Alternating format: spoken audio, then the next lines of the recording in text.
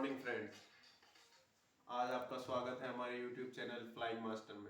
हमने जैसा कि स्टार्ट कर दिया है क्लास 10 क्लास का मैथ।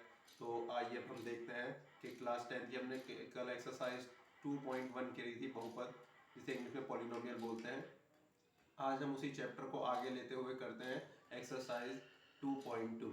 आइए सर, एक्सरसाइज 2.2 जिसमें पहला सवाल दिया गया है कि निम्न द्विघात बहुपदों के शून्यांक ज्ञात करो और शून्यांकों तथा गुणांकों के बीच के संबंध की सत्यता भी जांच करो। देखिए, मैं पहले बताना चाहूँगा आपको, द्विघात समीकरण कह रहा हूँ, बहुपद। द्विघात बहुपद उसे कहते हैं जिसमें बहुपद की मैक्सिमम घात 2 हो। द्विघात जिसमें घात 2 हो, इसे इंग्लिश में क्वाड्रेटिक पॉलिनोमियल भी बोलते हैं। इंग्लिश में बोलेंगे हम quadratic polynomial. Quadratic polynomial, English में क्वाड्रेटिक पॉलिनोमियल और हिंदी में द्विघात समीकरण। अब हम यहाँ पर देखते हैं कि हमारा मतलब इसमें होता क्या है। इसकी जनरल फॉर्म जो होती है ax² + bx + c, ये जो है इसकी जनरल फॉर्म होती है क्वाड्रेटिक पॉलिनोमियल। इसे px से डिनोट करते हैं हम। px बराबर ax² + bx + c।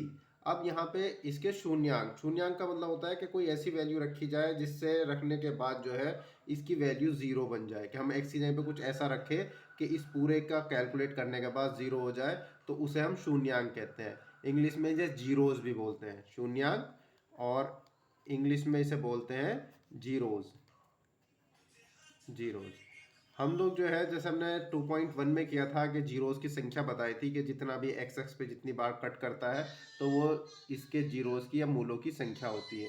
और मैंने एक बात और बताई थी, जितनी भी मैक्सिमम घात होती है उसके उतने ही शून्यांक या मूल होते हैं। ठीक है। अब इसमें द्विघात बहुपद है तो इसमें घात 2 है, तो इस बहुपद के 2 शून्यांक होंगे। ठीक है। तो इसमें शून्यांकों की संख्या होगी 2, शून्यांकों की संख्या आएगी बराबर 2, क्योंकि इसमें इस बहुपद की जो घात है वो 2 है, इसलिए इसके शून्यांकों की संख्या 2 होगी। अब हम सवाल पर आते हैं। इसमें शून्यांकों का संबंध क्या होता है, यानी शून्यांकों का योग। शून्यांकों का योग, अगर हमने मान लिया कि इसके शून्यांक अल्फा और बीटा है, तो अल्फा प्लस बीटा बराबर होता है माइनस के b/a। b जो है वो x का गुणांक है और a जो है x² का गुणांक है। इसी तरीके से शून्यांकों का गुणनफल, अगर हम इसकी गुणनफल करें कि गुणा में क्या आएगा भाई, तो अल्फा इंटू बीटा बराबर होता है c/a। ये इसके फार्मूले होते हैं। अब हमें यही जो है इस बहुपद के शून्यांक ज्ञात करने हैं। जैसे हमें सवाल एक्सरसाइज 2.1 है, एक्सरसाइज पर आते हैं हम। एक्सरसाइज 2.2 सवाल नंबर 1 का फर्स्ट पार्ट है कि हमें बहुपद दे रखा है x² - 2x - 8। इसे करने का तरीका होता है, क्लास 8 से कर रहे हैं हम बहुपद के गुणनखंड। तो इसमें एक तरीका क्या होता है कि लास्ट वाला जो नंबर है हमारा 8 है, इसकी गुणा करते हैं हम पहले वाले से जो x² का गुणांक है, यहाँ पर 1 होगा। तो 8 की जब 1 से गुणा होगी तो 8 ही कम 8, ये आया 8। अब 8 को जो है हम गुणनखंड करेंगे, 2 चौक 8, 2 दूनी 4, 2 ही कम 2। इसे कैलकुलेट करने अब हमने जोड़ के गुणा करके इस तरीके से लाना है कि बीच वाला नंबर आ जाए, ये 2x माइनस का 2x। तो हम क्या करेंगे, 2 दूनी 4, इन दोनों से गुणा करके 4 आया और इस 2 को अकेला रहेंगे, 4 में से हम 2 घटाएंगे तो ये 2 आ जाएगा। तो ये इसका हो जाएगा x² और यहाँ पर माइनस के 4x, क्योंकि माइनस के 2x लाने हैं इसलिए हमने 4 बड़े वाले नंबर को माइनस कर लिया, प्लस के 2x, ये वाला 2 जो है इसे इधर ले लिया 2x, माइनस का 8। अब ये 2 जोड़े बन जाएंगे, एक ये और एक ये।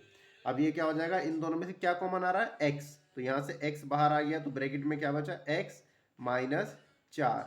ऐसे इस तरीके से इसमें देखो क्या चीज कॉमन आ रही है, 2 कॉमन आ रही है, तो ब्रैकेट में क्या बचा, x - 2 चौक 8।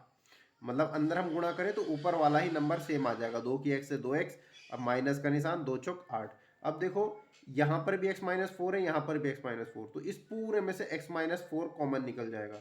तो ब्रैकेट दूसरे वाले में क्या बचेगा, एक तो ये x प्लस और ये वाला 2, तो ये हमारे गुणनखंड होगा इसके। अभी हमने करे क्यों है, हमें इसके शून्यांक ज्ञात करने हैं। तो हम लिखेंगे शून्यांकों के लिए, शून्यांकों के लिए। हम शून्यांकों के लिए क्या करेंगे भाई, ये हमारा पी एक्स है, इसे हम पी एक्स के बराबर मान लेते हैं, पी एक्स बराबर, यानी ये पी एक्स के बराबर आया है, तो हम पी एक्स को 0 के बराबर रखेंगे क्योंकि हमें शून्यांक ज्ञात करना है। अब पी एक्स किसके बराबर है, ये एक्स माइनस 4 गुणा एक्स प्लस 2। अब दो नंबरों की गुणा 0 के बराबर आ रही है, इसका मतलब या तो ये वाला 0 होगा या फिर ये वाला 0 होगा। तो हम पहले ये वाला 0 रख के देखते हैं। यदि x माइनस 4 बराबर 0, तो x बराबर आ गया 4, माइनस 4 जब उधर जाएगा प्लस का 4 हो जाएगा। इसी तरीके से या तो ये 0 है या फिर ये। यदि अब दूसरा वाला रख के देखेंगे, x प्लस 2 बराबर 0, तो x बराबर कितना हो जाएगा, ये 2 उधर जाएगा तो माइनस का 2। इस तरीके से हमारे दो मान आ गए, x का मान 4 या फिर माइनस 2, यानी ये वाला हो गया अल्फा, अल्फा बराबर 4, और ये हो गया बीटा बराबर -2। मैंने आपको पहले ही बताया था जिसकी जितनी घात होगी उसके शून्यांक उतने हुए, घात 2 थी तो इसके 2 शून्यांक हो गए, अल्फा और बीटा। अब हमारा सवाल, हमने शून्यांक तो ज्ञात कर लिए, लेकिन हमें उसके शून्यांकों के गुणांकों के बीच के संबंध भी ज्ञात करने हैं। संबंध मतलब अल्फा प्लस बीटा बराबर -b/a और अल्फा इंटू बीटा बराबर c/a। अब हमारा हम बहुपद डबल से उतारेंगे, अभी हमारा सवाल खत्म नहीं हुआ है। पी एक्स बराबर x square minus 2x minus 8। अब हम क्या करेंगे, जनरल फॉर्म, जो हमारी जनरल फॉर्म है उससे से कंपेयर करेंगे, a x square plus b x plus c. तो बाय कंपेयरिंग क्या होगा, ए का मान क्या होगा, एक्स स्क्वायर का गुणांक यहाँ पर ए है, तो एक्स स्क्वायर का गुणांक यहाँ पर क्या है 1, तो ए बराबर हो गया 1। बी यानी एक्स का गुणांक बी है, यहाँ पे एक्स का गुणांक 2, ये निशान ध्यान रखना, यहाँ पर प्लस है तो बी का मान -2 होगा। इसी तरीके से सी का मान होगा -8। तो ए बी सी हमारा आ गया। हमारा फार्मूला है अल्फा प्लस बीटा बराबर होता है -b/a। हमें सत्यता जांच करनी है कि ये सही है या गलत है। अल्फा का मान हमने ज्ञात किया है, कितना है 4, तो यहाँ पर अल्फा की जगह हम 4 रखेंगे, प्लस बीटा कितना है -2, तो बीटा की जगह -2 रख देंगे। अब हम राइट साइड में देखेंगे, माइनस बी का मान कितना है -2 अपॉन ए का मान कितना है 1। अब यहाँ पर हम इसे सॉल्व करेंगे, 4 प्लस माइनस माइनस का 2, और ये माइनस की माइनस से गुणा प्लस का 2, 4 में से 2 गया 2, 2 बराबर 2।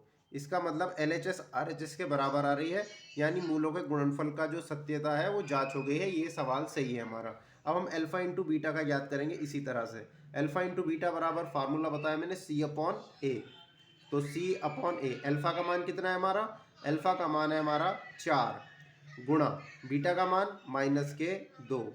इसी तरीके से यहाँ पे c का मान कितना है हमारा -8 अपॉन a का मान है 1, तो a की जगह पे 1 रख देंगे। 4 दूनी 8 -8 बराबर -8।